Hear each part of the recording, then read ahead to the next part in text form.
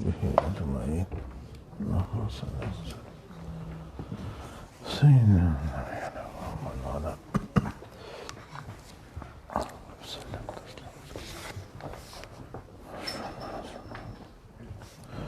بسم الله الرحمن الرحيم. الحمد لله رب العالمين والصلاة والسلام على رسول الله وعلى آله وصحبه. أما بعد فأعوذ بالله من الشيطان الرجيم. بسم الله الرحمن الرحيم. وما أرسلناك إلا رحمة للعالمين. وقال سبحانه وتعالى: من عمل صالحا فلنفسه ومن أساء فعليها. صدق الله العظيم. اللهم صل وسلم وبارك على سيدنا محمد وعلى آله وصحبه. السلام عليكم والسلام علينا وعلى عباد الله الصالحين.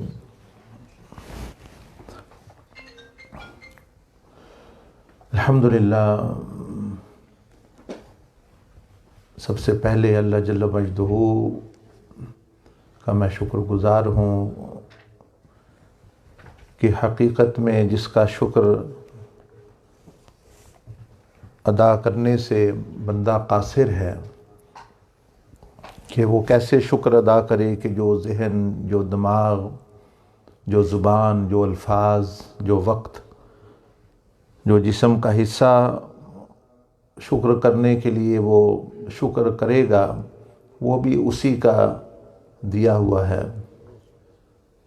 تو اس لیے سیدنا موسیٰ علیہ السلام کو اللہ جل مجدہ نے فرمایا، جب انہوں نے اپنی عاجزی انکساری کا اظہار کیا کہ اللہ میں کیسے تیرا شکر ادا کر سکتا ہوں کہ زبان بھی تیری ہی دی ہوئی ہے، علم بھی تیرا ہی دیا ہوا ہے، تو فرمایا کہ اے موسیٰ یہ جان لینا کہ میرا شکر ادا نہیں ہو سکتا، یہی شکر ہے اصل میں۔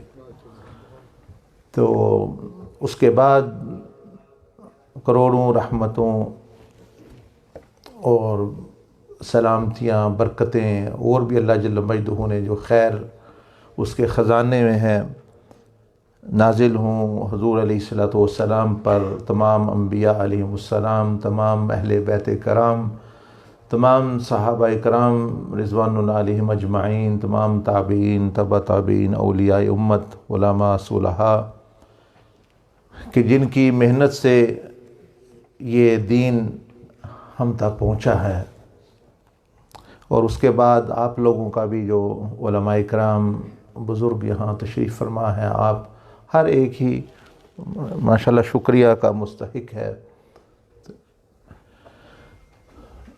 یہاں اکٹھا ہونا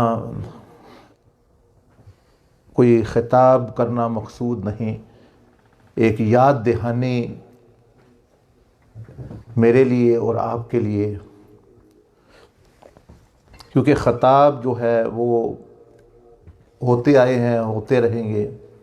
آپ جانتے ہیں کہ اب زیادہ خطاب ہوتے ہیں، زیادہ فیسلٹیز کہہ لیں، انٹرنیٹ پہ، ٹی وی پہ ہیں، لیکن دین کا مقصود بندوں کی زندگیوں میں بہتری لانا اور بندوں کی زندگیوں میں اچھی تبدیلی لانا ہوتا ہے، باتیں سنانا نہیں ہوتا۔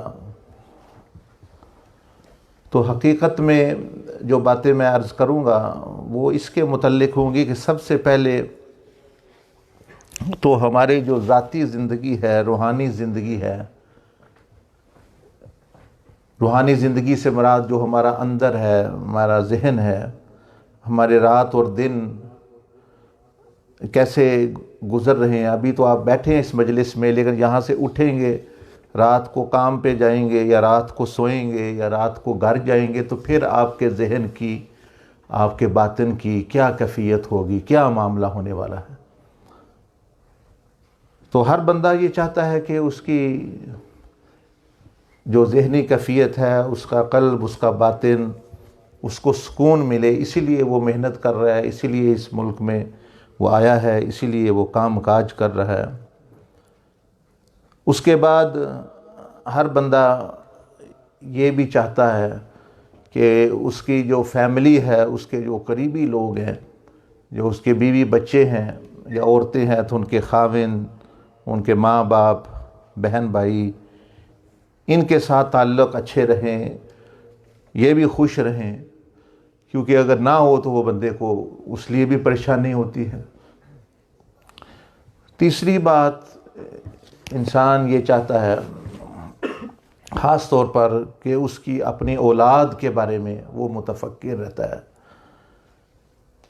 اور ساتھ ہی ساتھ اور اپنی جو مالی زندگی ہے اس کے بارے میں اس کو فکر رہتی ہے کہ وہ اچھی ہو جائے، مال بینک میں تھوڑا اکٹھا ہو جائے، مکانات بن جائیں، کچھ زمین لے لے، کچھ وہ اپنے لیے بچا سکے، خرچہ آسانی سے کر سکے، کچھ اپنی جائز خواہشات پوری کر سکے، اچھے ہو جائے مال، یہ حالت۔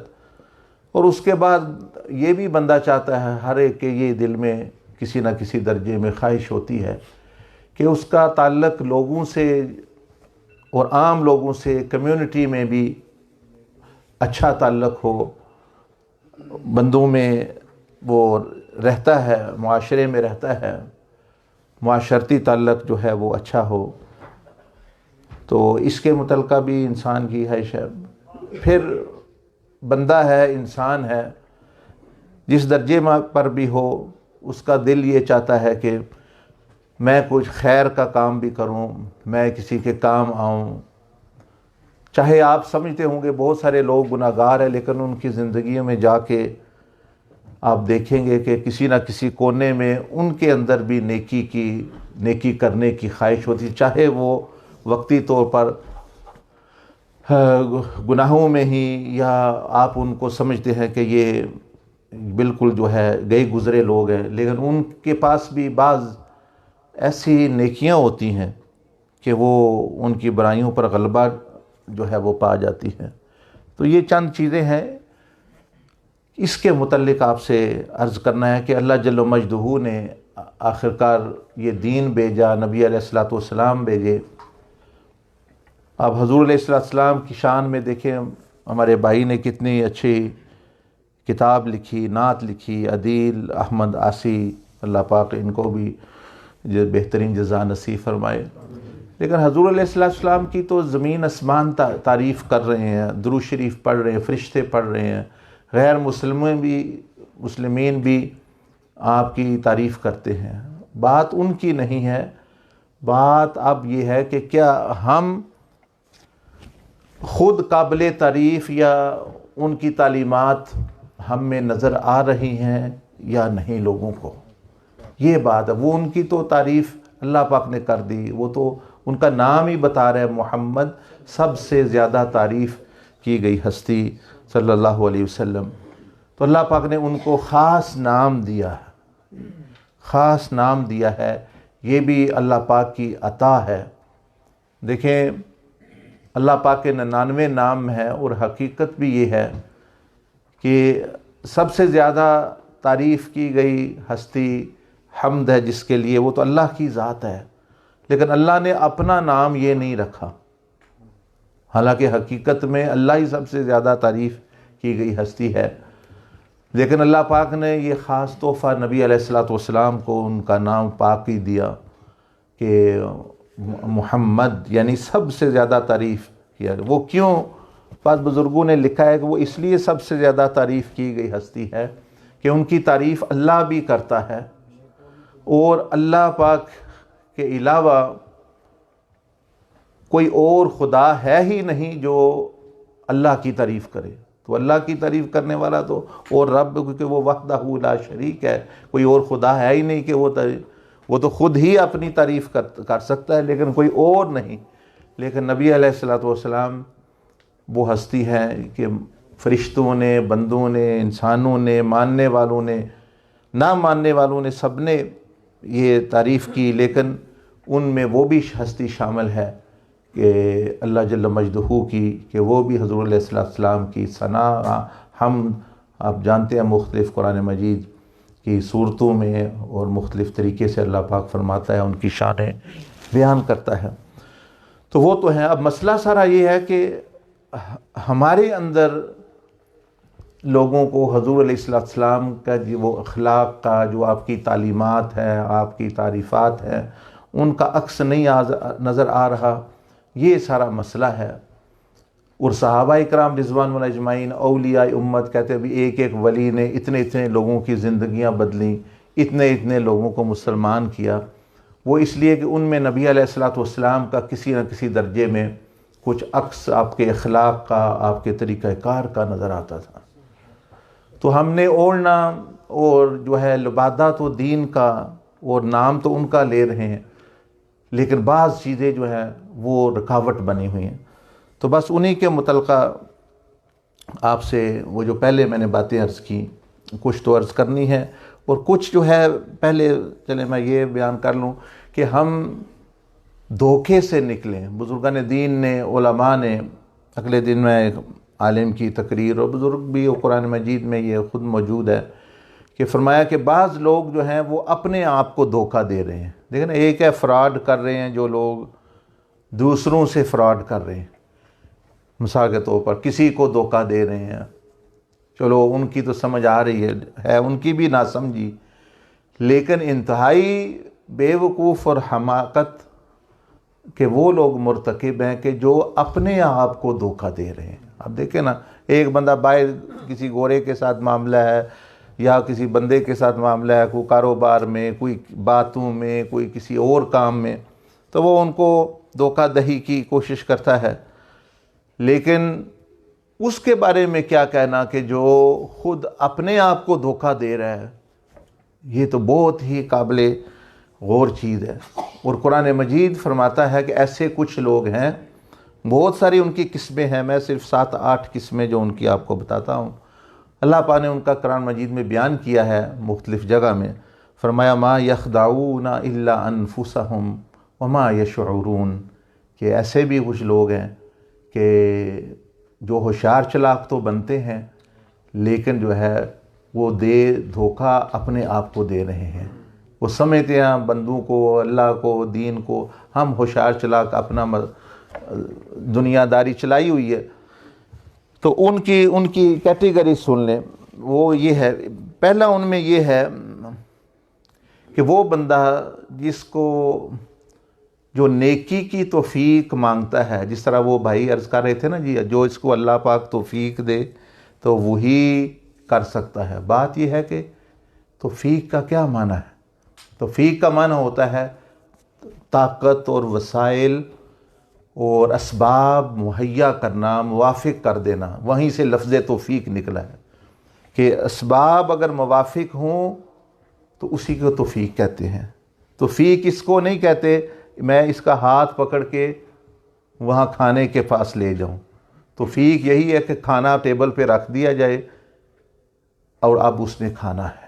اگر یہ معنی ہے تو پھر تو جو ہم لوگ لے رہے ہیں یا آپ لوگ جس طرح سمجھ رہے ہیں، پھر تو سارے بندے دنیا قیامت والے دن یہی کہیں گے کہ یا اللہ تو نے توفیق نہیں دی تو ہم مسلمان نہیں ہوئے، تو نے توفیق نہیں دی ہم نے نماز نہیں، پھر تو معاملہ ہی آسان ہے۔ اس کا مطلب یہ ہے کہ جو توفیق کا مطلب ہم سمجھے ہوئے ہیں وہ ٹھیک نہیں ہے۔ تو توفیق کہتے ہیں اسباب کا موافق، یعنی مل جانا اس کوئی بھی عمل کرنے کے لیے۔ مثال کے طور پر نماز کی توفیق یہ ہے کہ آپ میں عقل ہو، آپ کے پاس کپڑے ہوں، آپ کے پاس پانی ہو، آپ کا جسم جو ہے وہ ٹھیک ہو، جسم پاک ہو، اور جگہ پاک ہو۔ تو جب یہ چیزیں مل گئیں اسی کی توفیق کہتے ہیں۔ نماز پڑھانے کو توفیق نہیں کہتے۔ اس لیے کئی لوگ ہیں وہ حج پہ نہیں جائے، اللہ بلائے گا تو جائیں گے، اللہ پاک نے بلا لیا ہے۔ قرآن مجید میں اللہ پاک فرما رہا ہے وَلِلَّهِ عَلَى النَّاسِ حِجُّ الْبَيْتِ، لوگو آجو حج کرو جس کے پاس استطاعت ہے۔ اب اور اللہ کیسے بلائے آپ کو؟ فرشتہ بھیجے کوئی یا کوئی اور، مطلب کیا کوئی انویٹیشن کارڈ چاہیے؟ وہ بھی آ گیا، قرآن مجید سے زیادہ انویٹیشن ہے۔ تو یہ لوگ بیٹھے ہیں جی بلاوا آ گیا تو جائیں گے، تو بلاوا تو آ گیا ہے۔ میں آپ کو قرآن پڑھ کے بتا رہا ہوں۔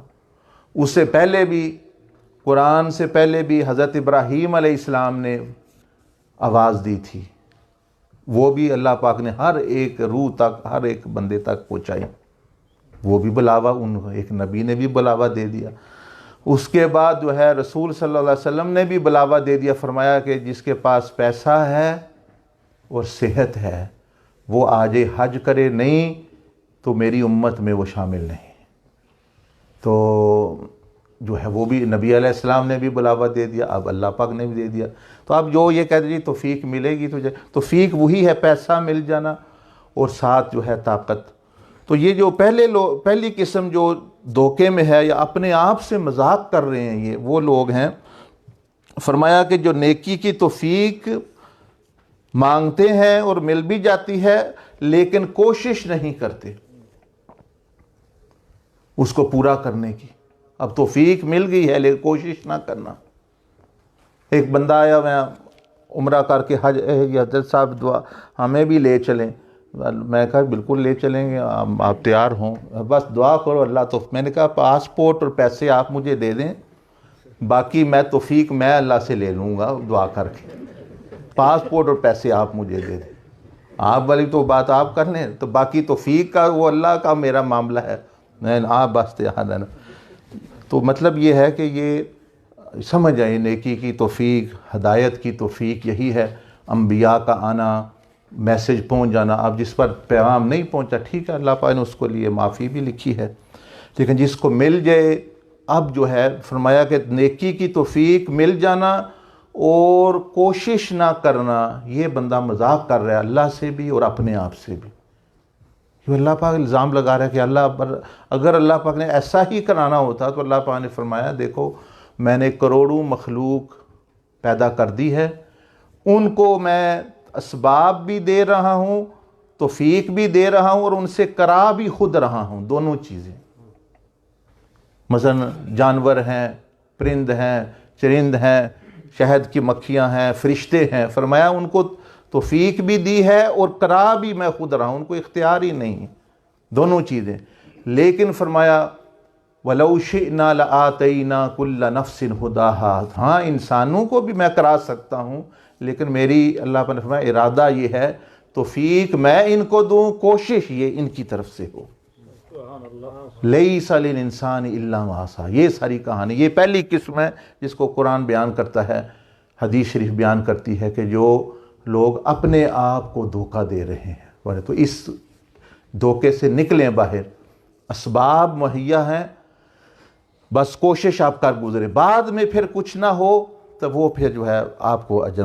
دوسری کیٹیگری، دوسری قسم وہ ہے، فرمایا اللہ سبحانہ و تعالیٰ سے وہ بندے زبانی توبہ کرتے ہیں لیکن جو ہے دل سے توبہ چھوڑتے نہیں، اور دل سے جو ہے وہ گناہ چھوڑتے نہیں، اور توبہ کی شرطیں نہیں چھوڑتے، یعنی شرائط جو ہیں جو ادھر لے کے جاتے ہیں، یعنی بندے کو گناہ کی طرف سے وسائل لے کر جاتے ہیں ان کو نہیں چھوڑتے، شرائط یعنی پوری نہیں کرتے۔ یعنی توبہ کرنا زبان سے استغفر اللہ توب الیہ استغفر اللہ توب، اب ساتھ یہ ہے کہ وہ اس گناہ کو چھوڑیں بھی، ادھر جو بندے لے کے جاتے ہیں، ادھر جو جگہیں لے کے جاتی ہیں ان کو بھی چھوڑیں۔ فرمایا یہ ہے اصل توبہ کرنے والا۔ اور جو یہ نہیں کر رہا، صرف زبانی تسبیح پکڑی ہوئی ہے، کانوں کو ہاتھ لگا لیا، کانوں کو ہاتھ لگائیں نہ لگائیں، دل کا جو بدلنا ہے اور گناہ ترک کرنا ہے، آئندہ نہ کرنے کا ارادہ، فرمایا کہ یہ ہیں اصل تائب۔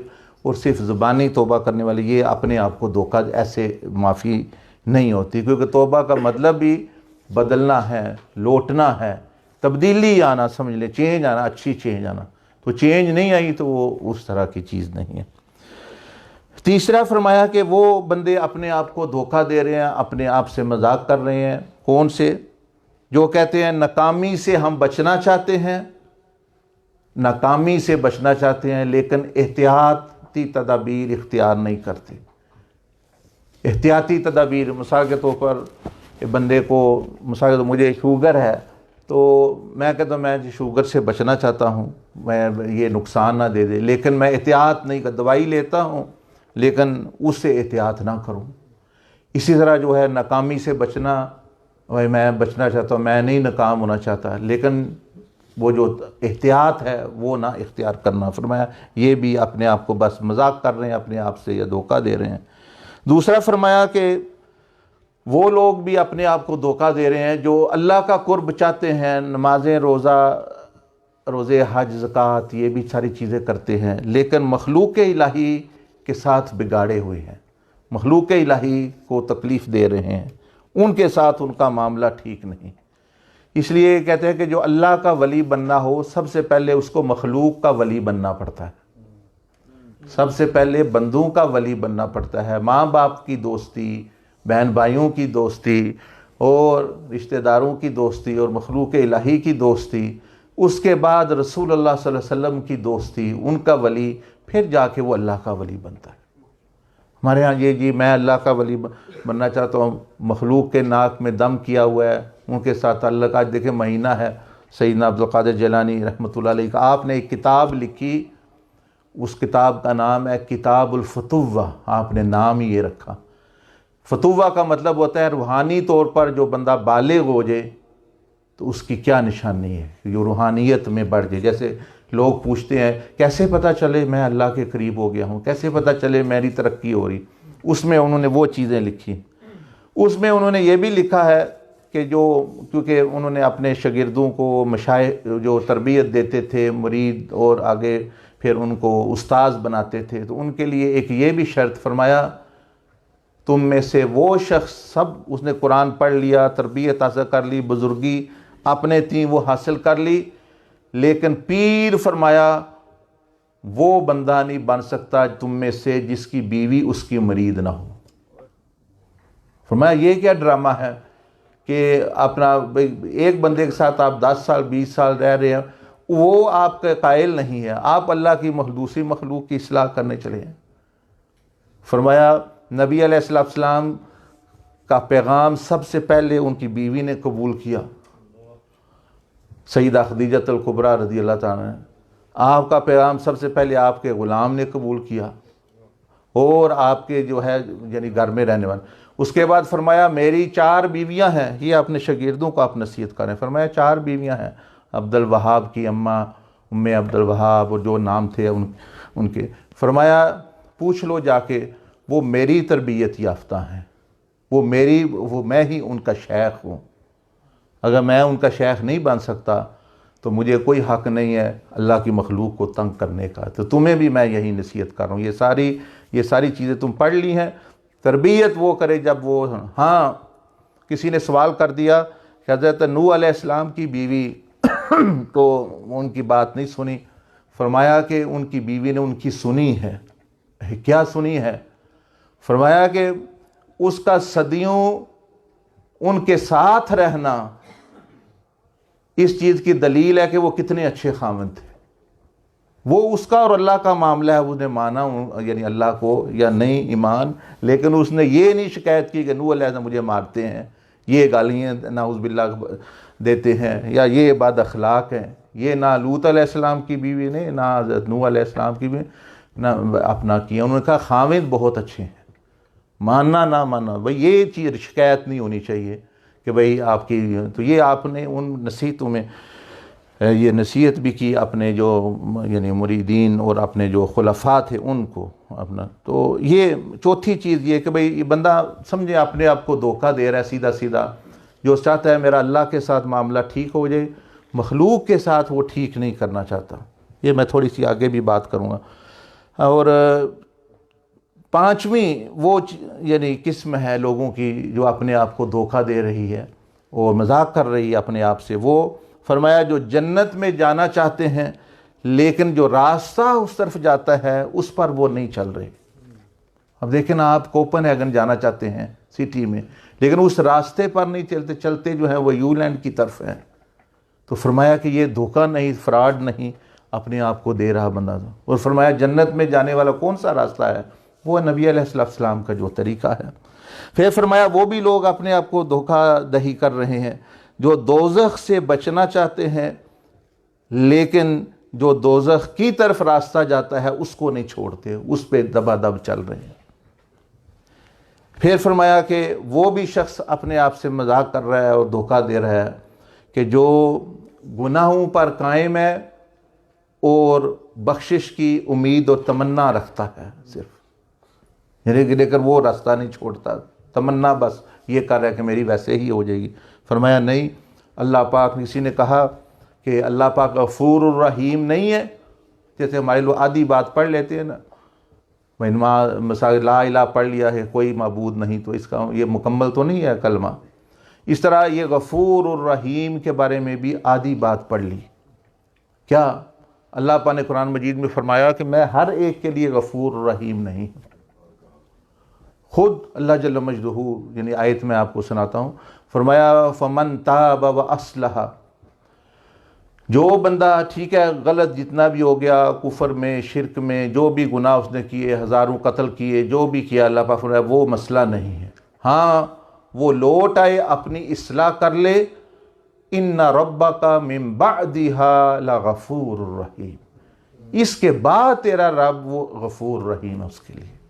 لیکن اگر اس سے پہلے وہ میں چاہتا ہے میں غفور رحیم، فرمایا نہیں، پھر میرا عدل کا نظام بھی ہے اور فضل کا بھی ہے، اور خاص طور پر جو ہے یہ لوگ جو ہے، تو ہم ہر چیز کو اتنی لے لی جتنی ہمیں پسند ہے۔ اجی اللہ بڑا غفور رحیم ہے، اللہ بڑا غفور رحیم ہے، تو اللہ پاک ہے، لیکن وہ کب غفور رحیم ہے؟ وہ گناہ گار کے لیے ہے جب وہ توبہ کرنا چاہے، وہ گناہ گار کے لیے جب وہ پلٹنا چاہے، جب وہ واپس آنا چاہے، جب اس کو شرمندگی ہو، جب وہ کچھ اس کے اندر ندامت پیدا ہو جائے، تو پھر بے شک گناہ آسمان تک پہنچے ہوں یا زمین بھر جائے، اللہ پاک فرماتا ہے پھر کوئی مسئلہ نہیں۔ لیکن اگر وہ وہاں ضدی ہے تو پھر فرمایا میرا کوئی وعدہ اس کے ساتھ جو ہے ایسا نہیں ہے۔ اور 8واں فرمایا کہ وہ جو بندہ وقتی فائدہ حاصل کر لے اور ہمیشہ کا نقصان کر لے، وقتی طور پر جیسے نشیائی ہوتا ہے، وقتی طور پر نشہ، ہمیشہ کا نقصان، تو وہ فائدہ تو سمجھ لیں، اپنے سمجھ رہے میں حاصل کر رہا ہوں، لیکن وہ اپنے آپ کو دھوکہ دے رہا ہے، وہ وہاں بھی نہیں پہنچے گا۔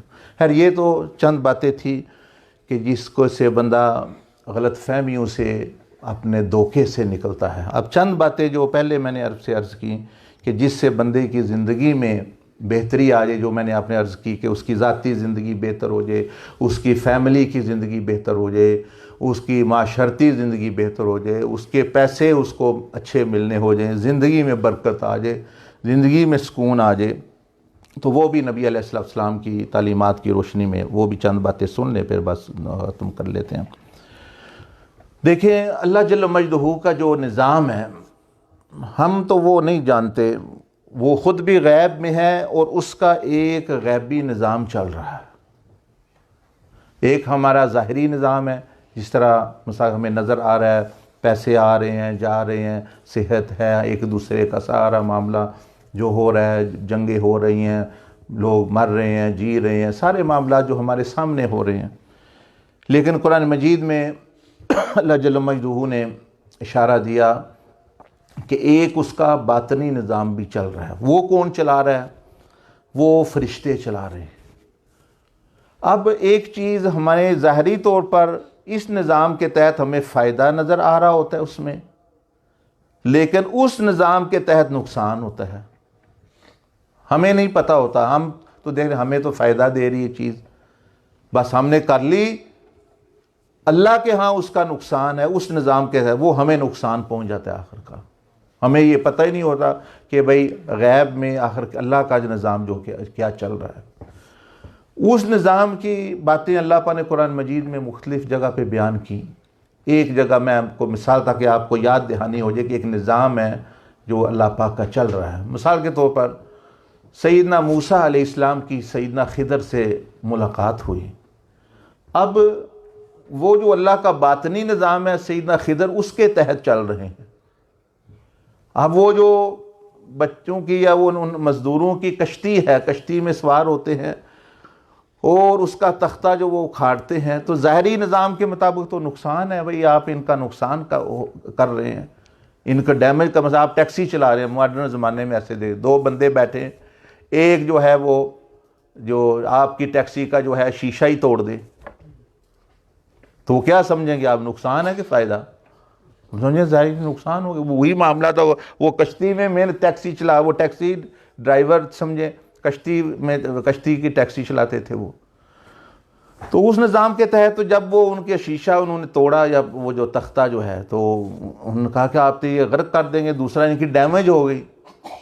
حضرت خضر نے پھر بتایا کہ نہیں, ان کا فائدہ کر رہا ہوں میں, اس نظام کے تحت ان کا فائدہ ہو رہا ہے کہ ایک بادشاہ ہے, جس طرح گورنمنٹ کہے وہی ڈنمارک کی کہ ہم ساری ٹیکسیوں کو قابو کر رہے ہیں, ہاں کسی اگر کوئی ڈیمیج ہوئی ہے تو اس کو نہیں. تو فرمایا کہ ان کی مزدوری ہم حفاظت کر رہے ہیں, ان کی جو محنت مزدوری ہے پیسے, تاکہ ان کو نقصان نہ ہو. تو آپ دیکھ رہے ہیں ظاہری نظام میں نقصان ہے, باطنی نظام میں فائدہ ہو رہا ہے. پھر آگے گئے, وہ بچہ جو قتل ہو گیا اس کے بارے میں دیکھیں وہ ماں باپ کتنے پریشان ہیں. ظاہری اس طرح کئی لوگ بچے جو ہیں وہ مثال کے طور پر ڈسیبل ہوتے ہیں, یا کہہ لیں ان کو مسئلہ ہوتا ہے کوئی, یا وہ بچپن میں وفات پا جاتے ہیں. اب ان کو تو نقصان ہی نظر آ رہا ہے, لیکن اس واقعے میں اللہ پاک نے یہ دکھایا کہ ان کو یہ نہیں پتا کہ ان کے ساتھ آگے ہونے والا کیا تھا. اب وہ ماں باپ صحت مند بچہ ہے, ان کا معصوم بچہ مر گیا ان کے سامنے, وہ تو چیخ رہے ہیں, لیکن ان کو نہیں پتا کہ اس میں ان کا کتنا فائدہ ہے, نفع ہو رہا ہے. وہ حضرت موسیٰ علیہ السلام بھی حیران ہوئے کہ یہ کیوں کر رہے ہیں اس طرح, لیکن حضرت خضر نے بتایا. اسی طرح جو ہے وہ جو دیوار ہے, گاؤں میں گئے ہیں, انہوں نے آپ کو پانی بھی نہیں پوچھا, کھانا بھی نہیں پوچھا کوئی, تو انہوں نے کہا کہ دیوار بناتے ہیں. حضرت موسیٰ علیہ السلام فرمایا کہ ہم چاہتے تو ان سے کوئی مزدوری لے لیتے, ان کی ہم نے اتنی حفاظت کی ہے, دیوار بنا رہے ہیں.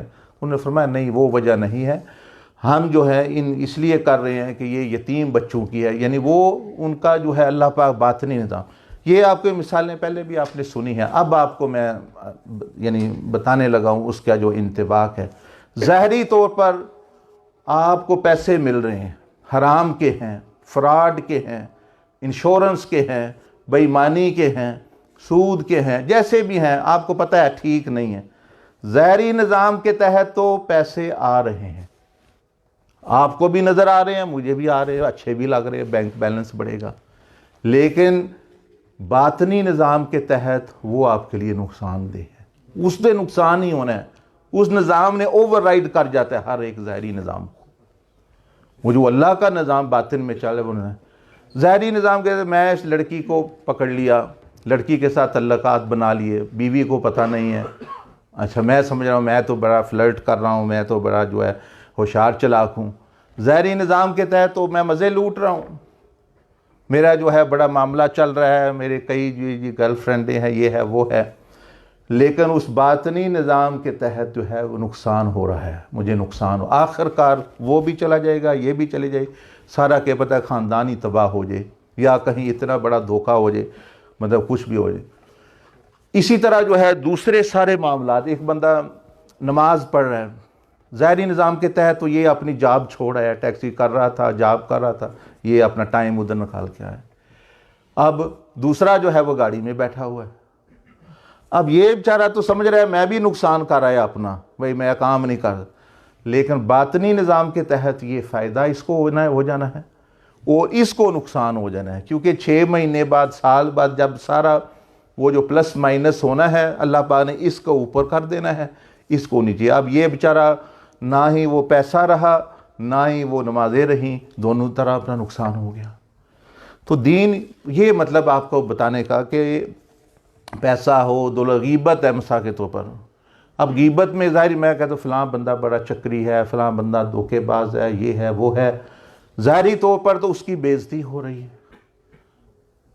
اس کی بے عزتی ہو رہی ہے, میرا جو ہے واہ واہ ہو رہی ہے, ہم دونوں دوست لگے ہوئے ہیں اس کی باتیں کرنے.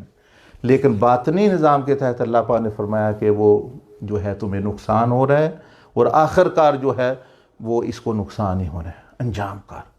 تو پہلے تو یہ سمجھیں, یہ قرآن یہ سمجھاتا ہے, حدیث یہ سمجھاتی ہے کہ 2 نظام چل رہے ہیں, ایک ہے ظاہری اور ہم اس پہ نظر رکھتے ہیں زیادہ تر, اور آخر کار جو ہے وہ نظام وہ اوور رائڈ کر جاتا ہے.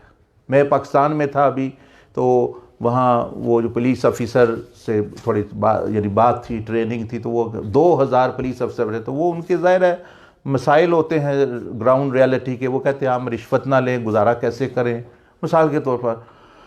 اوپر سے آفیسر کہہ دیتا ہے ایسے کرنا ہے، ہم نہ کریں تو مطلب ہے کہ یہ ہوتا ہے وہ ہوتا ہے، جس طرح وہاں ہوتی ہیں چیزیں بعض جگہ. تو وہ ان کو میں عرض کر رہا تھا کہ ٹھیک ہے آفیسر آپ سے اوپر ہے، آپ سمجھتے ہیں وہ اس کے پاس پاور ہے، اس کے اوپر ڈی آئی جی ہے، پھر آئی جی ہے، پھر اس کے بعد جو ہے وزیر داخلہ ہے، اس کے بعد وزیر اعظم ہے. تو میں بولوں آپ یہ سوچو کہ ان لوگوں کے پاس، وزیر اعظم کے پاس اگر اتنی ہی طاقت ہوتی تو وہ خود کبھی نہ اترتا، وزیر داخلہ کے بعد خود اتنی طاقت ہوتی واقعتاً جو آپ سمجھ رہے ہیں تو خود کبھی نہ بدلتا، آئی جی کے پاس خود اتنی طاقت ہوتی تو خود تو نہ بدلتا، وہ تو اپنی نوکری کی بھی حفاظت نہیں کر سکتے. یہ ایک آزمائش ہوتی ہے، وقتی طور پہ آپ کو نظر آ رہا ہوتا ہے، باقی جو ہے معاملہ ان کے ہاتھ میں بھی نہیں ہوتا. اگر ان کے ہاتھ میں ہو تو کس وزیر اعظم کا دل چاہتا ہے مجھے اتارے کوئی؟ صدر کا دل چاہتا ہے، کس آئی جی کا دل چاہتا ہے؟ تو یہ نظام ایک اور چل رہا ہے جو سب کو اوور رائڈ کر جاتا ہے جب وہ آتا ہے. اور وہ نظام، اس کے بارے میں آپ چند سن لیں باتیں، پھر بات ختم کر دیتے ہیں. سیدنا زبیر بن عوام رضی اللہ تعالیٰ عنہ نبی علیہ السلام کے رشتہ دار بھی ہیں، بہت عظیم صحابی بھی ہیں وہ، اور عشرہ مبشرہ میں بھی ہیں. فرماتے ہیں کہ میں ایک دفعہ بیٹھا ہوا تھا حضور علیہ السلام کے پاس، تو آپ علیہ السلام نے میرے پچھلی طرف جو ہے امام شریف کا جو جانب کا ایک پلڑا، یعنی جو شملہ ہوتا ہے یہ جو پیچھے لٹکتا ہے، تو فرمایا کہ حضور علیہ السلام نے جس طرح ہم کسی کو ہاتھ رکھتے ہیں، فرمایا کہ وہ ہاتھ رکھ کے پکڑ کے آپ نے پیار محبت کے ساتھ، کیونکہ آپ کے وہ بھائی بھی تھے اور رشتہ دار بھی تھے اور امتی بھی تھے، شاگرد بھی تھے، محبت بھی تھی آپ کو بہت ان سے. فرمایا اے زبیر میں تیری طرف خاص طور پر اور تمام لوگوں کی طرف عام طور پر اللہ کا پیغام لانے والا ہوں. کیا تم جانتے ہو کہ رب کا کیا نظام ہے؟ رب کس نظام کے تحت فیصلے فرماتا ہے؟ وہ کیا فرماتا ہے؟ وہ کیا چاہتا ہے؟ کیا فرماتا ہے؟ اب یہ اس نظام کی بات کر رہے ہیں جس کو ہم نہیں سمجھتے. وہ نبی علیہ السلام اس صحابی کو عرض کر رہے ہیں، فرما رہے ہیں کہ آپ جانتے ہیں کہ اللہ پاک کا نظام کیا ہے، کس تحت، تاکہ تم بھی اگر اس کے تحت چلو تو تم بہت فائدہ ہو سکتا ہے. انہوں نے عرض کی کہ واللہ ورسولہ اعلم، اللہ پاک اور اس کے رسول صلی اللہ علیہ وسلم بھی بہتر جانتے، میں نہیں جانتا. آپ نے فرمایا کہ جب آپ کا رب عرش پر مستوی ہوا تو اللہ پاک نے مخلوق کو دیکھا اور ان کو فرمایا میرے بندو، یعنی انسانوں کو، سب کو فرمایا میرے بندو تم میری مخلوق ہو، میں تمہارا رب ہوں، میں پالنے والا ہوں، اور تم جو ہے رزق کے محتاج ہو. تمہارا رزق میرے ہاتھ میں ہے، میں نے کچھ چیزوں کا ذمہ اپنے ذمے لے لیا ہے، کفالت لے لی ہے. اب صرف انہی میں نہ تھکتے رہنا، محنت کرتے رہنا، محنت کرو، مزدوری کرو، رزق حلال، لیکن یاد رکھو اس کی ذمہ داری میں نے لی ہے. تو اسی میں نہ تھکتے رہنا، اور کچھ چیزوں کی ذمہ داری میں نے نہیں لی. مثلا اللہ، یہ تو آپ سنتے رہتے ہیں اللہ پاک نے رزق کی ذمہ داری لی ہے، کوئی بندہ کوشش کرے تو اس کو جو ملتا ہے اس کی مقدر، لیکن یہ نہیں ذمہ داری لی کہ ہر ایک کو اللہ پاک جنت میں لے کے جائے گا، ہر ایک کو اللہ پاک جنت میں داخل کر دے گا، ہر ایک کو اللہ پاک آخرت میں کامیابی کر دے گا. یہ فرمایا میں نے نہیں لی. تو اب فرمایا کہ تم میری بارگاہ میں قرب کے لیے بھی محنت کرنا، کہ اس کی ذمہ داری میں نے نہیں لی، وہ تمہارے اوپر ہے.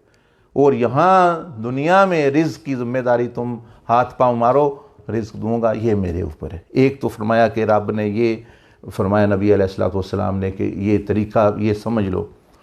دوسری بات جو ہے وہ باطنی نظام کی جو آپ کو بتانی ہے. فرمایا کہ اے زبیر تدری ماذا قال ربکم، کیا تم جانتے ہو کہ اللہ پاک کس نظام کے تحت یہ دنیا چلا رہا ہے، کس نظام کے تحت تمہارے ساتھ معاملہ کرتا ہے؟ انہوں نے فرمایا نہیں. اب دیکھیں آپ جتنے بیٹھے ہیں، میں بھی آپ میں شامل ہوں، اکثر لوگ ہم چاہتے ہیں ہمارا مال بڑھے، ہماری پریشانیاں کم ہوں، ہمارے غم کم ہوں، ہم خوشیوں میں رہیں، چین میں رہیں، سکون میں رہیں. اس کے اللہ پاک نے ایک نسخہ، نبی علیہ السلام نے نسخہ بتایا.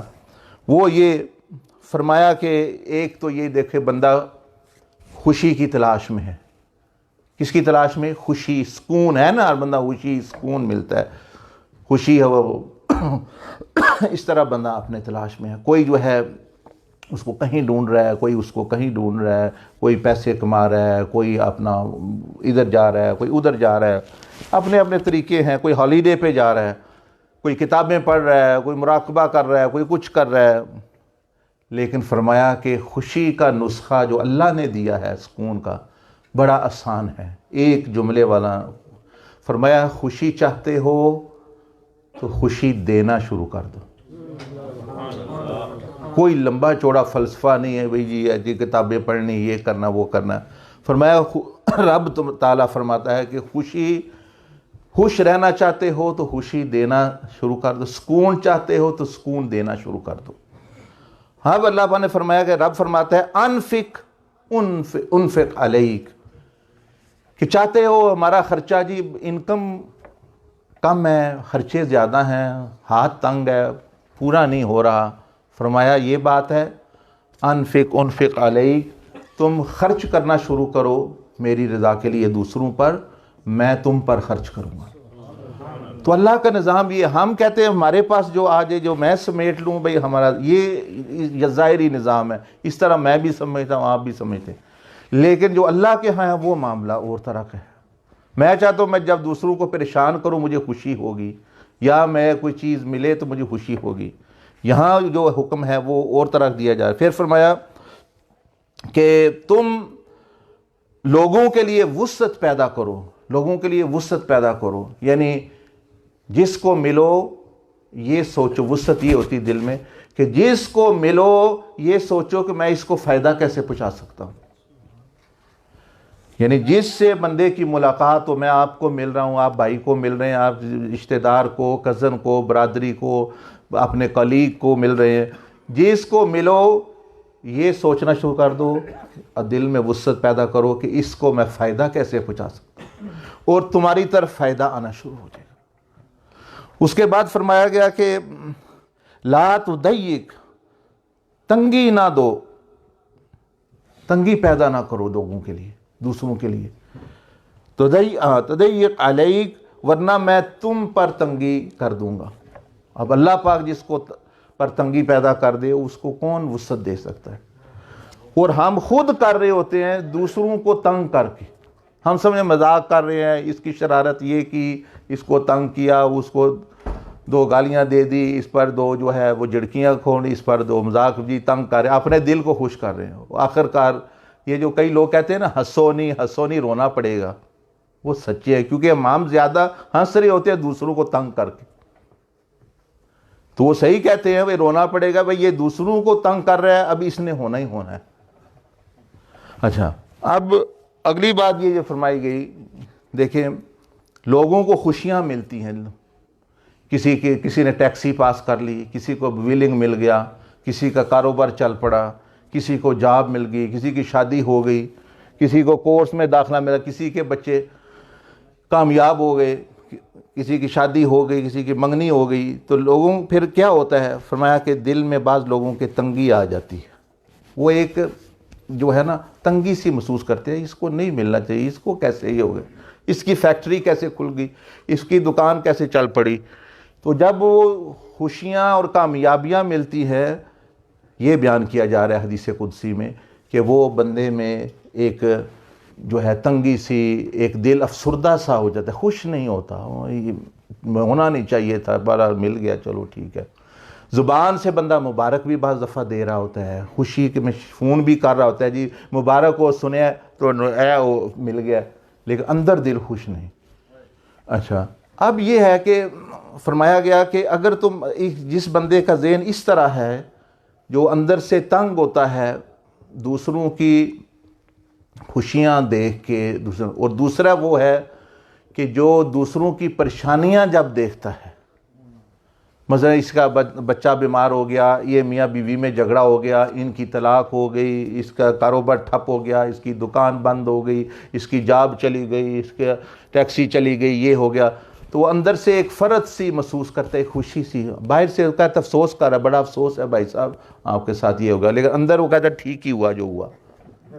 مثال کے طور پر اندر خوشی بھی ہے, ایک فرحت سی بھی ہے, ٹھیک ہے یہ بڑھیا گلا کردا ہے, ہوں آ گیا رہا. اچھا مثال کے طور پر تو یہ جب دل میں اس کے یہ چیز آ گئی تو یہ بیان کیا جا رہا ہے بھئی ایسے بندے بھی ہیں کہ جو جب دوسروں کو کامیابیاں ہیں ان کا دل تنگ ہوتا ہے، جب دوسروں کی پریشانیاں اور ناکامیاں ہوتی ہیں ان کے، تو اس میں یہ بیان کیا گیا کہ اگر آپ دوسروں کی اسی طرح پریشانیاں دیکھ کے اندر سے آپ کا دل خوش ہو رہا ہے، آپ خود دعوت دے رہے ہیں کہ یہ ساری پریشانیاں آپ کی طرف آ جائیں، وہ دیر یا جلد یا بدیر وہ اب آپ کی طرف آنی ہے۔ وہ سفر انہوں نے شروع کر دیا، کمیٹی آپ نے ڈال لی ہے، اب وہ کمیٹی نے صرف نکلنا ہے، 40 سال بعد نکلے، وہ 6 ماہ بعد نکلے، وہ آپ نے ڈال لی ہے۔ اے دی بھی پریشانی تے میں خوش ہاں، ایس کی پریشانی پہ بھی خوش ہاں، وہ کمیٹیاں 10-12 ڈالی ہیں، اب 2-4 ماہ بعد انہیں نکلنا شروع کر دینا ہے، آپ کی زندگی میں وہ آنا شروع ہو جائیں گی پریشانیاں۔ بالکل یہی حدیث شریف میں ہے، یہ بیان کیا جا رہا ہے۔ دیکھ کتنی خطرناک چیز ہے۔ بعض لوگ کہتے ہیں حساب لائیو میرے تے کچھ نے کیتی ہے تو نہیں، میں کہا بالکل تسی خود ہی کیتے اپنے آپ تے، میں یہ کم کرتے ہو کسی نو کرن دی کری ضرورت ہے، مطلب اس طرح کی باتیں کسی کو کیا، شیطان کو کیا پڑی، آپ خود ہی اپنے دشمن کافی ہیں۔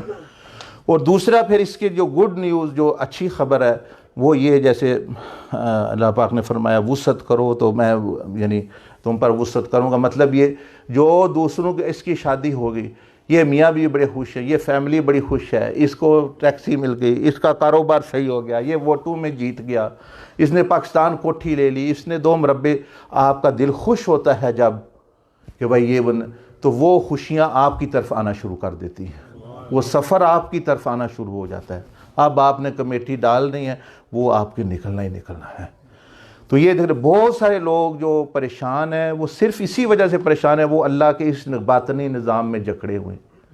اور جو بندے موج کر رہے ہیں، خوش یعنی ہیں، وہ اسی لیے بعض خوش ہیں کہ وہ دوسروں کی خوشیوں میں خوش ہیں، دوسروں کے لیے اور دعا کرتے ہیں۔ یہ چیز آگے جو ہے وہ یہ بیان کیا گیا، اللہ تعالیٰ نے فرمایا کہ تم نقصان نہ پہنچاؤ لوگوں کو، یہ میرا حکم ہے، تم نقصان نہ پہنچاؤ تمہاری مرضی ہے، لیکن میں منع کر رہا ہوں نقصان نہ پہنچاؤ ورنہ میں تمہیں نقصان دوں گا۔ اب اللہ پاک جس کے نقصان، وَإِن يَمْسَسْكَ اللَّهُ بِضُرٍّ فَلَا كَاشِفَ لَهُ إِلَّا هُوَ، اب فرمایا میں اگر کسی کا نقصان کر مطلب اس کی شکایت کر دی، اس کا ویزا نہ لگے، اس کا یہ نہ ہو، دیکھیں میں اپنی جیب سے کچھ دے ہی نہیں رہا، تو میرا تو یہ خواہش ہو کہ ہر ایک کو جتنی ملی ہے اس سے بھی بڑھ چڑھ کر ملے، بغیر حساب کتاب کے، یعنی دنیا میں بھی رزق اور خوشیاں لوگوں کو ملیں، آخرت میں بھی یہ عذاب سے بچیں۔ ابھی امام وہاں ایک وہ دربار پہ مزار پہ گئے تھے، حضرت علی حجویری رہتا بانج بخش، تو ان کا واقعہ بتا رہا تھا نا کہ بھئی ایک بندہ تقسیم کرنے گیا پیسے، اس نے کسی کو دیے کسی کو نہ دیے، وہ ادھر یہ ٹھیک نہیں لگتا یہ وغیرہ وغیرہ، تو وہ ناراض ہوئے۔ انہوں نے فرمایا کہ تمہیں اس طرح کی نہیں کرنی چاہیے، بھلے کسی نے کاروبار میں نقصان اٹھا لیا، کوئی غلطی کی، کسی نے گھر سے نکال دیا، وہ اس کا معاملہ ہے، تم نہ کرو یہ اپنا تفریق جو ہے، تم جو ہے اللہ کے لیے کر رہے ہو جو مستحق ہے، کیوں وہاں وہ پہنچا وہ تمہارا معاملہ نہیں ہے۔ مطلب اس غلطیاں ہوتی رہتی ہیں لوگوں سے، کسی کو کچھ نکال دیا۔ پچھلی دفعہ بھی میں نے بیان میں آیا تھا، میں نے یہ بات دہرائی تھی کہ سلطان محمد فاتح رحمۃ اللہ علیہ جو بہت بڑے بزرگ گزرے ہیں، تو بادشاہ بھی گزرے ہیں ترکی کے، ولی بھی گزرے، اتنے نیک، نبی علیہ السلام نے کتنے صدیاں پہلے ان کی بشارت دی، دادا نہیں وہ بندہ ہے، وہ ان پر بھی آپ نے فرمایا جو قسطنطنیہ فتح کرے گا وہ بہترین بادشاہ ہوگا، اس کی فوج یہ وہ شخص ہے جس نے وہ فتح کیا۔ یعنی کتنے صحابہ تابعین تبع تابعین نے یعنی کوشش کی، حضرت ابو ایوب انصاری بھی آئے لیکن یہ فتح نہ ہو سکا، لیکن اس کی قسمت میں یہ لکھا تھا۔ وہ فرماتے ہیں کہ دیکھو، اس لیے فرماتے ہیں کہ لوگوں سے خدائی سوال نہ کیا کرو، لوگوں سے خدائی سوال نہ کیا کرو، وہ نماز پڑھی ہے کہ نہیں پڑھی، روزے رکھنے کے لیے رکھے، داڑھی کیوں نہیں رکھی، ترغیب دو، فرمایا نصیحت کرو، لیکن ان کو جیسے مطلب ہے کہ یعنی تنگ نہ کرو، اور یہ چیزیں جو اللہ کے حقوق ہیں وہ اللہ پاک خود پوچھ لے گا ان سے۔ اس لیے فرمایا قیامت والے دن قبر میں یہ تیرا رب کون ہے، تیرا رسول کون ہے، یہ اللہ کے پوچھنے والے سوال ہیں، فرشتوں کے پوچھنے والے سوال ہے۔ قیامت کے دن رزق تم کہاں سے کمایا، کہاں خرچ کیا وغیرہ وغیرہ، تمہارا نہیں ہے، تم بندوں سے بندوں والے سوال کیا کرو. تو انہوں نے پوچھا شاگردوں نے یا لوگ تھے, انہوں نے فرمایا کہ ہم کیا پھر لوگوں سے پوچھیں, یہ پوچھو فرمایا کوئی پریشانی تو نہیں میں تمہاری مدد کر سکوں. یہ بندوں والے سوال ہے. کھانے کی ضرورت تو نہیں, کوئی حاجت تو نہیں میں تیری پوری کر سکوں. میں فرمایا کہ یہ ہے بندوں والے, اور وہ ہے خدائی سوال, وہ خدا تک رہنے دو, صرف نصیحت کرو بس باقی. اور فرمایا ہم کیا کر رہے ہیں, جو خدائی سوال ہے وہ بندوں سے کرتے رہتے ہیں, تو نماز کیوں نہیں پڑھتا, تو کیوں نہیں کرتا, تو کیوں نہیں فلاں فلاں. اور جو بندوں والے ہیں پریشانیوں سے بیچارے بندے دبے ہوئے ہیں, وہ نہیں پوچھنا, وہ نہیں کرنے مدد. تو یہ اسی طرح یہ اپنا تھوڑا سا ٹکڑا حدیث شریف کا اور آپ کو سنا دیتے ہیں اور پھر جو ہے ختم. ہاں فرمایا اے زبیر خود بھی کھاؤ اور لوگوں کو بھی کھلاؤ, مشکیزے کا منہ بند نہ کرو. مشکیزہ کہتے ہیں بند نہ کرو, ورنہ تجھ پر بھی اس کا دروازہ بند ہو جائے گا. تو خلق خدا پر خرچ کر, کچھ شمار نہ کر, ورنہ تجھ پر بھی گنتی کی جائے گی, تجھے بھی گنتی کر کر کے دیا جائے گا.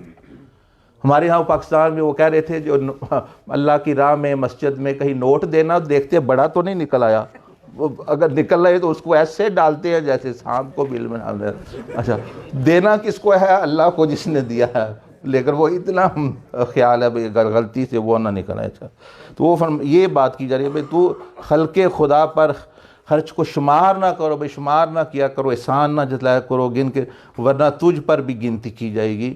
بخل نہ کرو ورنہ تجھ سے بھی عطا روک لی جائے گی. تو مطلب یہ کہ بندے کو اپنا ہی بدخواہ اور خود اپنا ہی نقصان نہیں کرنا چاہیے. تو یہ نبی علیہ السلام کی تعلیم. میں تو کہتا ہوں, لوگ تو کہتے ہیں جی دوسروں کی مدد کرو, یہ نور ٹرسٹ ہے فلاں ہے. میں کہتا ہوں وہ تو بھولے آپ دوسروں کی مدد, پہلے سب آپ کی مدد ہوتی ہے اس سے جب آپ خرچ کرتے ہیں. امام زین العابدین رضی اللہ تعالیٰ عنہ نے فرمایا کہ جب آپ کھڑے ہو جاتے, جب سائل آپ کے پاس آتا تو وہ کسی نے پوچھا کہ کیوں آپ کھڑے ہیں, فرمایا کہ اس لیے کہ یہ میرا مال آخرت میں منتقل کر رہا ہے بغیر معاوضے کے. میں تو یہی کھا جانا تھا, کوئی چیز لے لینی تھی, کوئی چیز ہو جانی. پھر فرمایا کہ جو حقیقی مانگنے والا ہے, سائل ہے, وہ مانگنے نہیں وہ دینے آتا ہے تمہیں. اصل میں یہ سمجھ کی بات, ظاہری نظام کے مطابق وہ مانگنے آ رہا ہے, باطنی نظام کے تحت جو اللہ کا چل رہا ہے وہ دینے آ رہا ہے, کیونکہ اللہ کی عطائیں کھلنے والی ہے. تو یہ جو ایک نقطہ اگر آپ سمجھ آئیں تو یہ بڑے کام کی چیز ہے آپ کے لیے, یہ اس حدیث کے تحت کہ جو آپ چاہتے ہیں آپ کے ساتھ ہو, دوسروں کے ساتھ کرنا شروع کر دیں, وہ آپ کے ساتھ بھی وہی کچھ ہونا شروع ہو جائے گا. اللہ جل مجدہ مجھے بھی آپ کو توفیق عطا فرمائے. سبحانک اللہم بحمدک نشہد ان لا الہ الا انت نستغفرک ونتوب الیک.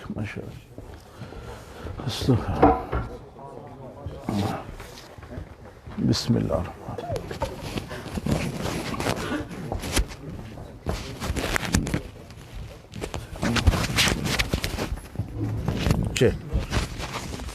الرحیم.